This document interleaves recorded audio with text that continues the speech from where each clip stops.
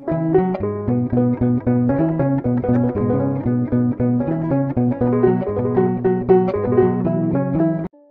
አብ ወወልድ ወመንፈስ ቅዱስ አሐዱ አምላክ አሜን። የተወደዳችሁ የልዑል እግዚአብሔር ቤተሰቦች የእናታችን የቅድስት ድንግል ማርያም የአስራት ቃል ኪዳን የበረከት ልጆች የጻድቃን የሰማዕታት ወዳጆች በወደደንና ባፈቀረን በልዑል እግዚአብሔር ፍጹም ሰላም እላችኋለሁ። እንደምን ዋላችሁ? እንደምን ለይሳ ደረሳችሁ? አሜን። እንደ ኃጢአታችንና እንደ በደላችን ብዛት ሳይሆን እንደ ምሕረትና እንደ ቸርነቱ ተመልክቶ እስከ ሰዓት ያደረሰን የአባቶቻችን አምላክ ልዑል እግዚአብሔር ስሙ የተመሰገነ ይሁንልን። እርሱን ጠርተን እርሷን የማንተዋት ንጽሕተ ንጹሐን ቅድስተ ቅዱሳን ቅድስት እናታችን ድንግል ማርያም ዘላለማዊ ስሟ የተመሰገነ ይሁንልን። እንግዲህ እንደ እግዚአብሔር አምላካችን መልካምና በጎ ፍቃድ ዛሬ የምንማማረው የሰሙነ ሕማማት ማክሰኞ የጥያቄ ቀን ተብላ ተሰይማለችና በዚህ ቀን ጌታችን መድኃኒታችን ኢየሱስ ክርስቶስ ምን አደረገልን? ጸሐፍት ፈሪሳውያንስ በዚህ ቀን ምን አደረጉ?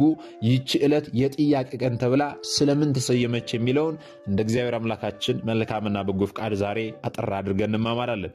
እንግዲህ የሚያስተምረን እግዚአብሔር ነው፣ የሚመክረን እግዚአብሔር ነው፣ የሚገስጸን እግዚአብሔር ነው። እርሱም በመካከላችን ተገኝቶ የጎደለውን አሟልቶ የተጣመመውን አቃንቶ በአፈ መላእክት አርሞ ያስተምረን ይመክረን ይገስጸን ዘንድ የእርሱ መልካምና በጎ ፍቃዱ ይሁንልን።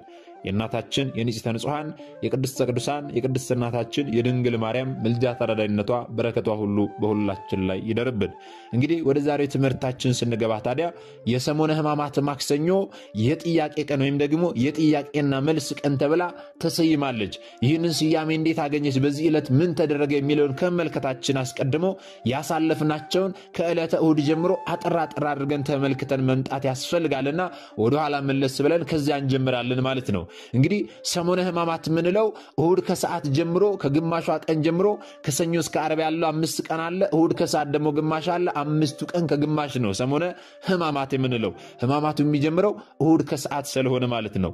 ያ ደግሞ ለምንድነው እሁድ ከሰዓት የጀመረው ስንል ጌታችን ሰኞ አልተገረፈም አልተሰቀለም፣ እሁድ ከሰዓት አልተገረፈም አልተሰቀለም። ታዲያ ሕማማቱ ለምንድነው በዚህ ቀን የገባው ብለው የሚጠይቁ ስላሉ ይህንን እንመልሳለን ማለት ነው። እንግዲህ በዓለ ሆሳዕናን ባከበርንበት ዕለት በዕለተ እሁድ ጌታችን መድኃኒታችን ኢየሱስ ክርስቶስ እየተመሰገነ ወደ ኢየሩሳሌም ገብቷል። ከፊት የሚቀድሙትም ከኋላ የሚከተሉትም ሆሳዕና በአርያም እያሉ እያመሰገኑት እየተመሰገነ በክብር ወደ ኢየሩሳሌም ገብቷል። እሱ ወደ ኢየሩሳሌም ሲገባ ታዲያ ጸሐፍት ፈሪሳውያን የሚጮሁትን ዝም እንዲያስበላቸው ጠይቀውት ነበር። እርሱ ግን እነዚህ ሰዎች ዝም ቢሉ ባያመሰግኑኝ የቢታንያ ድንጋይ አንደበት አውጥቶ ያመሰግነኛል ብሏቸው ነበርና የቢታንያ ድንጋይ አንደበት አውጥቶ ጌታችንን አመስግኖታል። እንደዚሁም ደግሞ እነዚህ ጸሐፍት ፈሪሳውያን ተበሳይተው ተቆጥተው ነበረ። ምን ስለሆነ ነው እርሱ እየተመሰገነ ወደ ኢየሩሳሌም የሚገባው ብለው ማለት ነው። ምክንያቱም ቀድሞ ጌታችን እንደ ተራ ሰው ወደ ኢየሩሳሌም ይገባ ነበረ። በዚህ ቀን ግን እየተመሰገነ በክብር ወደ ኢየሩሳሌም በአህያ ላይ ተቀምጦ እየተመሰገነ ገብቷል ማለት ነው። ከገባም በኋላ ደግሞ ወደ ቤተ መቅደስ ገብቶ በቤተ መቅደስ ያሉትን ሻጭ ለዋጮችን በትኗቸዋል። ርግብ ሻጮችን እንደዚሁ ገበታቸውን በታትኖባቸዋል። ቤቴ የጸሎት ቤት ትባላለች፣ እናንተ ግን የወንበዴዎች ዋሻ አደረጋችኋት ብሎ ጅራፍ ገምዶ ከቤተ መቅደስ እየገረፈ አስወጥቷቸዋል። በዚህ ነገር ታዲያ እጅጉኑ የተበሳጩ ጸሐፍት ፈሪሳውያን ጌታችን ላይ ማጉረምረም ጀመሩ፣ መሳደብ ጀመሩ። ጌታችን ላይ ለመምከር ወይም ደግሞ እርሱን አንድ ነገር ለማድረግ ለመወያየት ሰኞ በአንዱ ሊቀ ካህን ግቢ ስብሰባ ጠሩ። ይህ የሆነው መቼ ነው ስንል እሁድ ከሰዓት ሰኞ ሊሰበሰቡ ስብሰባ ጠሩ። ስለዚህ የጌታችን ሕማም ከዚያ ይጀምራል ማለት ነው። መሰደብም ሕማም ነውና ጌታችን ላይ አጉረምርመዋል፣ ሰድበውታል በዚያ ቀን ማለት ነው። ስለዚህ እሁድ ከሰዓት ሕማማቱ ይጀምራል። ጌታችን ታዲያ ወደ ኢየሩሳሌም በክብር ከገባ በኋላ በቤተ መቅደስ ገብቶ ደግሞ ርግብ ሻጮችን ሁሉ ገበታቸውን ከበታተነባቸው ጅራፍ ገምዶ ካስወጣቸው በኋላ በዚያው ትቷቸው ወደ ቢታንያ ወጥቶ በቢታንያ እንዳደረ የማቴዎስ ወንጌል ምዕራፍ 21 ቁጥር 17 ይናገራል ማለት ነው። አስተውሉ። ታዲያ በሰሙነ ሕማማት ሰኞ ደግሞ ጌታችን ምን አደረገልን? ጻፍት ፈሪሳውያን ምን አደረጉ ስንል ጻፍት ፈሪሳውያን እሁድ ዕለት ሰኞ ሊሰበሰቡ ስብሰባ ጠርተው ነበር፣ በአንዱ ሊቀ ካህን ግቢ ማለት ነው። እንደተጠሩት ደግሞ ተሰበሰቡ። ሰኞ ዕለት ተሰብስበው ጌታችንን ምን ማድረግ እንዳለባቸው እንደዚሁም ደግሞ እርሱ ያደረገውን ዕውራንን በማብራቱ ደዌያንን በመፈወሱ ተአምራትን በማሳየቱ እየተመሰገነ ወደ ኢየሩሳሌም በመግባቱ ማን ስለሆነ ነው እሱ እያሉ ጌታችንን ለመያዝ ጌታችንን ለመግደል መምከር ጀመሩ። ነገር ግን ምክራቸው ፍሬ ሊያፈራ አልቻለም። ወገኖቼ እንዲሁ ቀኑን ሙሉ ሲጨቃጨቁ ውለው ተበትነዋል። ጌታችንን ሲሰድቡት ውለዋል፣ በጭቅጭቃቸው መሃል ማለት ነው። ጻፍት ፈሪሳውያን ይህንን አድርገዋል ማለት ነው። ይቺ የሰሙነ ሕማማት ሰኞ ታዲያ መርገመ በለስ ተብላ ትሰይማለች። በዚህ ዕለት ጌታችን መድኃኒታችን ኢየሱስ ክርስቶስ ምን አደረገልን? እርሱ ምን ስላደረገልን ነው መርገመ በለስ የተባለውን ስያሜ ያገኘች የሚለውን ስንመለከት ሰኞ ዕለት ጌታችን የሆሳዕና ዕለት ቢታንያ በምትባል መንደር ማደሩን ይናገራል የማቴዎስ ወንጌል። በማግስቱ ደግሞ ከቢታንያ ሲወጣ ተራበ ይላል የማርቆስ ወንጌል ምዕራፍ 11 ቁጥር 11 ላይ ስትመለከቱ በማለዳ መራቡን ይናገራል ማለት ነው። ከዚያም በኋላ ታዲያ ጌታችን ተራበ። ከተራበ በኋላ ቅጠል ያላትን በለስ ከሩቅ አይቶ ወደ በለሲቱ ቀረበ። ነገር ግን ከቅጠል በቀር አንዳች ፍሬ አላገኘባትም አለ። ስለዚህ ካሁን ጀምሮ ማንም ካንቺ ፍሬ አይብላ ብሎ ረገማት። ስለዚህ ዕፀ በለስን ወይም ደግሞ በለስን የረገመበት ዕለት ስለሆነ የሕማማት ሰኞ መርገመ በለስ የሚል ስያሜ አግኝቷል ማለት ነው። ጻፍት ፈሪሳውያን በእርሱ ላይ ሲመክሩበት ዋሉ። ጌታችን ግን በለስን ረገማት ማለት ነው በዚህ ዕለት። ታዲያ በለስ ምንድናት? ጌታችን በለስን በመርገሙ ለኛ ምንድን ያደረገልን የሚለውን እንመለከታለን። በለስን አስታኮ ጌታችን ኃጢአታችንን ነው የረገመልን ያደረቀልን። በለስ የተባለች ቤተ እስራኤል ናት። ፍሬ የተባለች ደግሞ ሃይማኖትና ምግባር ናት። ከእስራኤል እግዚአብሔር አምላካችን ፍቅርን፣ ሃይማኖትን፣ ምግባርን ፈለገ፣ ነገር ግን አላገኘም። ስለዚህ እስራኤልን ሕዝበ እግዚአብሔር መባልን እንጂ ነቢይነትን፣ ካህንነትን፣ መስዋዕትነትን ከእነርሱ እንዳይገኝ አይገኝብሽ ብሎ ረገማት ማለት ነው። በመርገሙ ምክንያት ታዲያ ትንቢት፣ ክህነት፣ መስዋዕት ከቤተ እስራኤል ጠፋ ማለት ነው። በለስን ረገመ ስንል ቤተ እስራኤልን ረገመው። ለምን ረገመ ስንል ደግሞ ፍሬ የተባለችው ሃይማኖትና ምግባር ናት። ሃይማኖትና ምግባርን ከነርሱ ፈለገ፣ ነገር ግን ያንን ስላላገኘ ካሁን በኋላ ነቢይነት፣ ካህንነት፣ መስዋዕት ካንቺ አይገኝብሽ ብሎ ረገማት ማለት ነው። በዚህም ምክንያት ደግሞ ትንቢት፣ ክህነት፣ መስዋዕት ከቤተ እስራኤል ጠፉ። ወዲያውኑ የደረቀችው ያቺ በለስ ማለት ነው። እዚህ የመጽሐፍ ቅዱስ ክፍል ላይ ስትመለከቱ የማቴዎስ ወንጌልና የማርቆስ ወንጌል ላይ ጌታችን በማለዳን የተራበው 40 ቀንና 40 ሌሊት የጾመው አምላካችን እንዴት በማለዳ ይራባል? እንዴት ተራበ ተብሎ ይነገራል። በትንቢተ ኢሳይያስ ላይ እግዚአብሔር አምላክ እንደማይራብ ተነግሮናል። ታዲያ እንዴት ተራበ? ለዚያውም በማለዳ። ወገኖቼ ጌታችን የተራበው የኛን ከኃጢአት ሕይወት መውጣት ነው። የኛን ከጨለማ መውጣት ነው። ጌታችን የተራበው የኛን ከኃጢአት መላቀቅ ነው። ጌታችን የተራበው ከኛ ፍቅርና ሃይማኖትን ምግባርን ፈልጎ ነው። ይህንን የተራበው ወገኖቼ፣ ይህንን ልናስተውል ያስፈልጋል። በተጨማሪም በለስ ኃጢአት ናት። የበለስ ቅጠል ሰፊ እንደሆነች ሁሉ ኃጢአት በዚህ ዓለም ሰፍታ ሰፍናን ያገኛት። ስለዚህ በለስ ሲበሉት ይጣፍጣል፣ ቆይቶ ግን ይመራል። ኃጢአትም ሲሰሩት ደስ ያሰኛል፣ ኋላ ግን ያሳዝናል። ስለዚህ ባንቺ ፍሬ አይገኝ የሚለው በኃጢአት ፍዳ ተይዞ የሚቀር አይኑር በማለት ነው። ስለዚህ ሊቁ ቅዱስ ዮሐንስ አፈወርቅ ሲናገር እግዚአብሔር አምላካችን በሰሙነ ሕማማት ሰኞ በለስን አስታኮ ኃጢአትን ረገማት፣ አደረቃት ብሎ ይናገራል፣ ያስተምራል። ስለዚህ በሰሙነ ሕማማት ሰኞ ጌታችን ምን አደረገልን ስንል ኃጢአታችንን አደረቀልን። በበለሲቱ አስታኮ ኃጢአታችንን አደረቀልን። በለሷ ስትረገም ፈጥና መድረቋ በአዳም ምክንያት ያገኘችን ዕዳ በደል በርሱ እንደጠፋችልን ለመግለጽ ነው። ወገኖቼ ልብ በሉ። ለ5500 ዘመን በዚያ በዓመተ ፍዳ በዓመተ ኩነኔ ዘመን በዚያ በጨለማው ዘመን ኃጢአት ሰፍና ትኖር ነበረ፣ ነግሳ ትኖር ነበረ። ያቺ ነግሳ ትኖር የነበረችውን ኃጢአት ታዲያ ጌታችን በማለዳ አደረቃት፣ አጠፋት። አስተውሉ። ካሁን በኋላ ካንቺ ፍሬ አይገኝ ብሎ ረገማት ማለት ነው። እርሷን ረግሞ በአንጻረ በለስ ወይም ደግሞ በለስን አስታኮ ኃጢአታችንን በደላችንን አጠፋልን ማለት ነው። በሰሙነ ሕማማት ሰኞ ይህንን አደረገልን።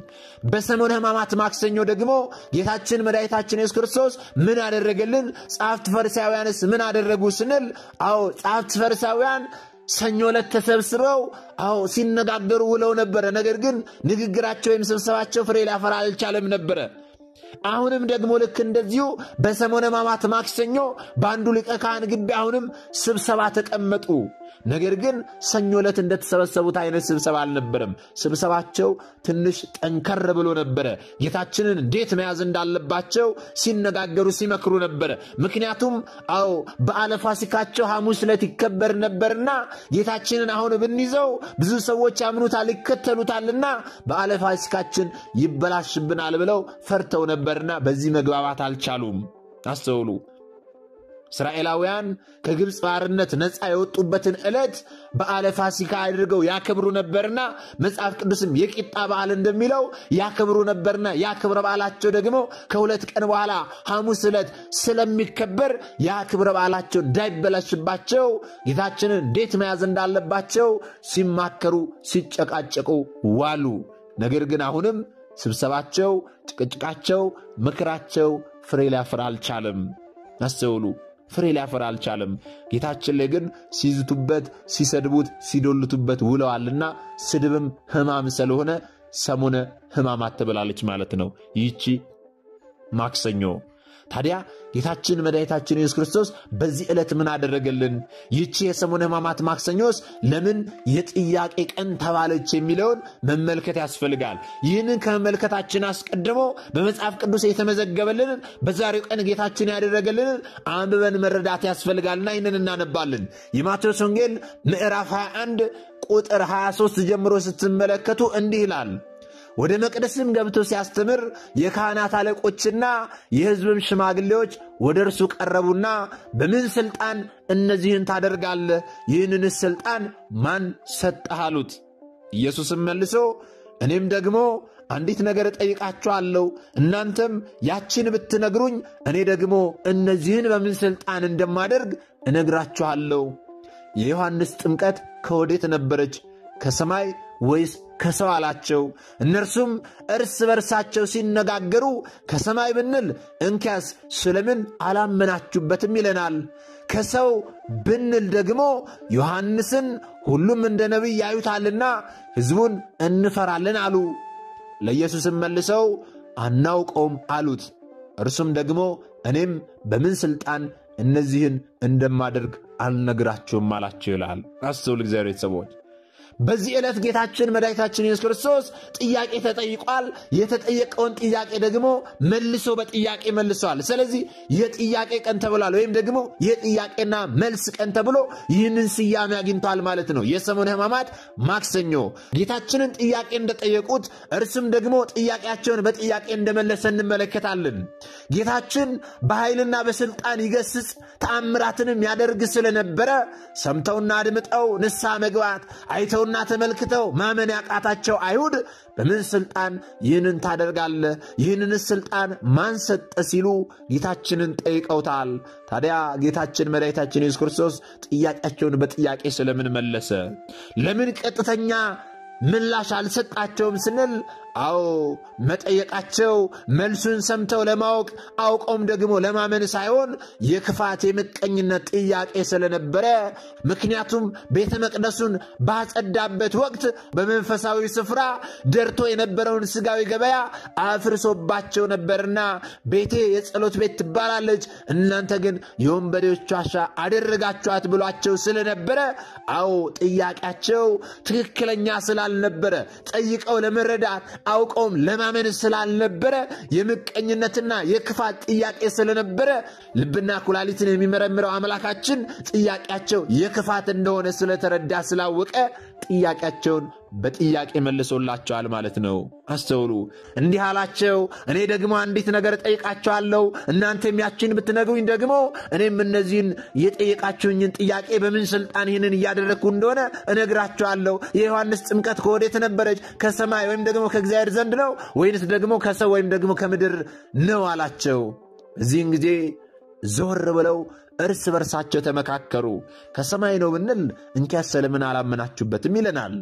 ከሰው ነው ብንል ደግሞ ዮሐንስን ሁሉም እንደ ነቢይ ያዩታልና ሕዝቡን እንፈራለን፣ ስለዚህ ምን ብለን እንመልስለታሉና መልስ ሲያጡ ወደ ኢየሱስ ተመልሰው አዎ አናውቅም አሉት። እርሱም ታዲያ በጎ ሕሊና፣ ንጹሕ ልቦና፣ ትሑት ስብዕና እንደሌላቸው ስለሚያውቅ እኔም በምን ስልጣን እነዚህን እንደማደርግ አልነግራችሁም አላቸው። ምክንያቱም ላላመኑ ሰዎች ምስጢር አይገለጥምና ነው። አስተውሉ። ቢነግራቸው ይሳለቁበታል እንጂ አያምኑበትምና ነው ጌታችን ያልመለሰላቸው። ዛሬም ታዲያ ባላመነ ልቦና በተለያየ መንገድ ጥያቄዎችን የምናበዛ ሰዎች አለን። የምንጠይቀውም እንደ አይሁድ በሥጋ ገበያ ስለጎደለብን እንጂ በነፍስ ስለጎደለብን አይደለም ወገኖቼ። ነገር ግን መልስ አናገኝም። ይህንን ልናስተውል ያስፈልጋል። ስለዚህ ለጥያቄዎቻችን ሁሉ መልስ የምንፈልግ ከሆነ አስቀድሞ እርሱ የጠየቀንን ጥያቄዎች ሁሉ በትክክል በተግባር ልንመልስ ያስፈልጋል። ጌታችን መድኃኒታችን ኢየሱስ ክርስቶስ ከኛ ምን ይፈልጋል? እኛን ምንድነው ይጠይቀን ስንል አዎ ተርቤ አላበላችሁኝም ይለናል፣ ተጠምቼ አላጠጣችሁኝም ይለናል፣ ታርዤ አላለበሳችሁኝም ይለናል። ይህንን ጥያቄ ጌታችን ይጠይቀናል። ታስሬ አልጠየቃችሁኝም ይለናል። ይህን ጥያቄ ስንቶቻችን መልሰን ይሆን? ጌታችንን ጥያቄዎችን ከመጠየቃችን አስቀድሞ ስንቶቻችን ሕግጋቱን ጠብቀን ይሆን? ወገኖቼ እነዚህ ጸሐፍት ፈሪሳውያን ጌታችንን ጥያቄ ጠየቁት፣ ከልባቸው አልነበረም። ስለዚህ ጌታችን ጥያቄያቸውን በጥያቄ መልሶላቸዋል። ዛሬስ እኛ ጥያቄያችን ትክክለኛ ነው ወይ? ያልገባንን ለመጠየቅ ለመረዳት ነው ወይ? ተረድተን ለማመን ነው ወይ? ወይስ ጥያቄያችን የምቀኝነትና የክፋት ይሆን? የትኛውን ጥያቄ ነው ዛሬኛ እየጠየቅን ያለነው? ስለዚህ ጥያቄያችንን ቆም ብለን ልናስብበት ያስፈልጋል ወገኖቼ። እግዚአብሔር ከኛ የሚፈልገውን ነገር አድርገናል ወይ? መጀመሪያ እርሱን አድርገን እንደሆነ ደግሞ የምንጠይቀው በሥጋ ገበያ የጎደለብንን ነገር ብቻ ነው ወይንስ ደግሞ በነፍሳችን የጎደለብንን ነገር ነው? ልብ በሉ ወገኖቼ። ሁሉ ጊዜ እኛ ጥያቄያችን ጌታ ሆይ ይሄ ጎደለብኝ፣ ይሄንን ስጠኝ፣ መኪና ስጠኝ፣ ቤት ስጠኝ። አዎ እንዲህ አይነት ጥያቄዎችን ነው ጌታችን የምንጠይቀው። ስንቶቻችን ለቅዱስ ሥጋ ለክቡር ደም አቅርበኝ ብለን ይሆን? ስንቶቻችን ንስሐ ገባ ዘንድ እርዳኝ፣ ለንስሐ ሞት አብቃኝ ብለን ጌታችንን ተማጽነን ይሆን? ስንቶቻችን ለነፍሳችን የሚበጃትን ጥያቄ ጠይቀን የሆነ ወገኖቼ። ስለዚህ በዚህ የጥያቄ ቀን ተብሎ በተሰየመው በሰሙነ ሕማማት ማክሰኞ ሁላችንም ቆም ብለን ስለምንጠይቀው ጥያቄ የምናስብበት ቀን ነው፣ ጌታችንን የምንጠይቀውን። ስለዚህ በዚህ በሰሙነ ሕማማት ማክሰኞ ጌታችን ምን አደረገልን ስንል አዎ እያስተማረ ሳለ ረጅም ትምህርት በዚህ ቀን አስተምሯል። እያስተማረ ሳለ ወደ እርሱ ቀርበው ይህንን በምን ስልጣን ታደርጋለህ ብለው ጠይቀውት እርሱም ጥያቄያቸውን በጥያቄ የመለሰበት ዕለት ስለሆነ የጥያቄ ቀን ተብሏል። እንደዚሁም ደግሞ ጸሐፍት ፈሪሳውያን በእርሱ ላይ ስብሰባ ላይ ውለዋል። ነገር ግን ስብሰባቸው ፍሬ አላፈራም ማለት ነው። በዚህ በሰሙነ ሕማማት ማክሰኞ የምናስበው ይህንን ነው። በሰሙነ ሕማማት ረቡዕ ጌታችን ምን አደረገልን የሚለውን ደግሞ በቀጣይ ትምህርታችን ላይ እንማማራለን። ታዲያ ይህንን የሰማነውን የተማርነውን ላልተማሩ ላልሰሙት ወንድሞቻችን ልናስተምር ያስፈልጋል። ምክንያቱም እኛ የተማርነውን አስተምረን ቢሆን እኛ ያወቀነውን አሳውቀን ቢሆን ኖሮ ማንም ሀብተ ወልድና ስመ ክርስትና ሰጥታ ማኅተብ በአንገቱ ላይ ካሰረችበት ከቅድስት ቤተክርስቲያን ወጥቶ ወደ ሌሎች የሃይማኖት ተቋማት ባልሄደ ባልገባ ነበረ።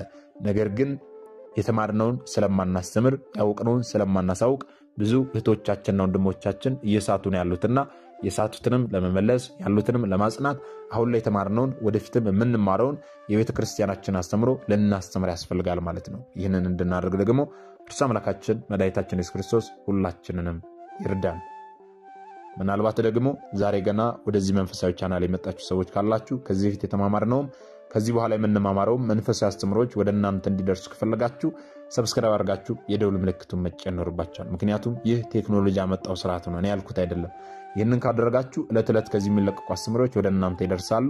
ይህንን ካላደረጋችሁ ደግሞ ዛሬ እንዳጋጣሚና አስተምሮ ሰምታችሁ ሊሆን ይችላል፣ በቀጣይ ከዚህ የሚለቀቁ አስተምሮች ወደ እናንተ አይደርሱም ማለት ነው። ስለዚህ ወደ እናንተ እንዲደርሱ ከፈለጋችሁ ሰብስክራይብ አድርጋችሁ የደውል ምልክቱን መጫን ይኖርባችኋል ማለት ነው።